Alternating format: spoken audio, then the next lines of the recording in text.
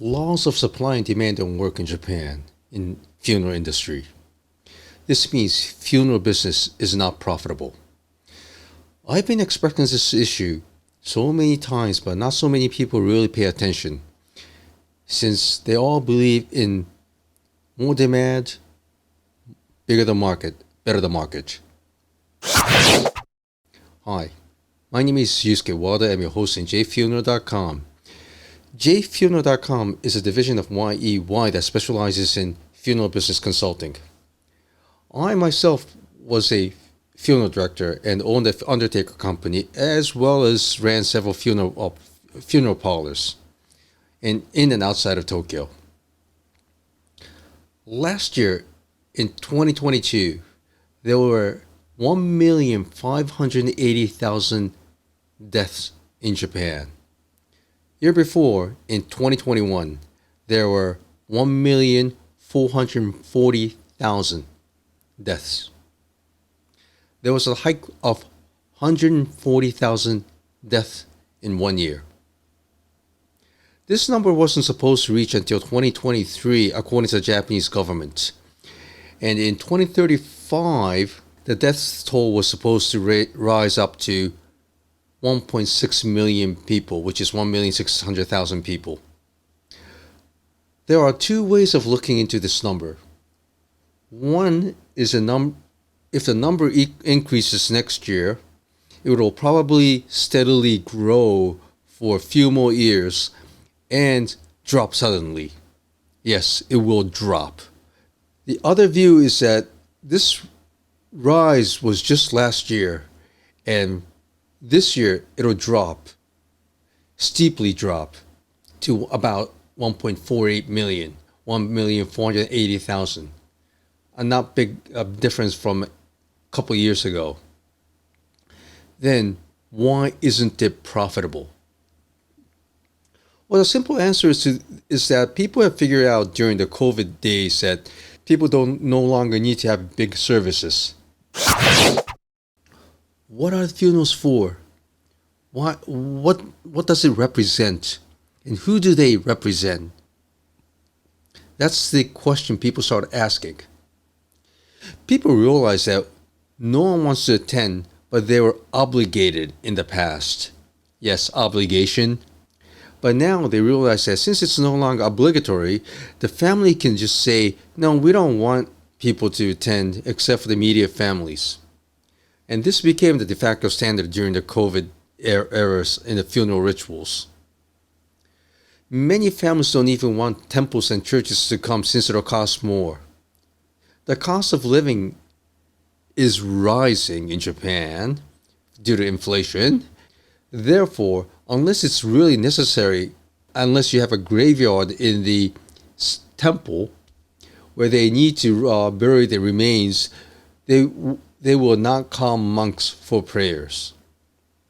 Temples do not usually have another method of income unless they are running public services such as establishing a kindergarten which is exempt from the education laws, or parking spaces, and some even have a apartment rental business. By the way, these are all taxed, and they file different taxes from not being from outside of the scope of religion. So, what is profitable in death industry in Japan? The funeral itself is not. So what is it? One is charnel house, which stores bones, which we call it nokotsudo. But this requires special permits, such as having to be a temple or a church or some municipalities. Another is clearing the graveyard, but this has a very sticky problem, which you get stuck if you have a family graveyard in the temple. And usually stonemason take care of all this, and they are usually tied up with a temple to do business. So what happens is temples will ask you to pay some fee for breaking apart. It's like a penalty system for leaving the community. As I said previously, there was a hike of 140,000 deaths from 2021 to 2022, many think it's profitable due to pie growing, but actually the pie is growing but becoming thinner.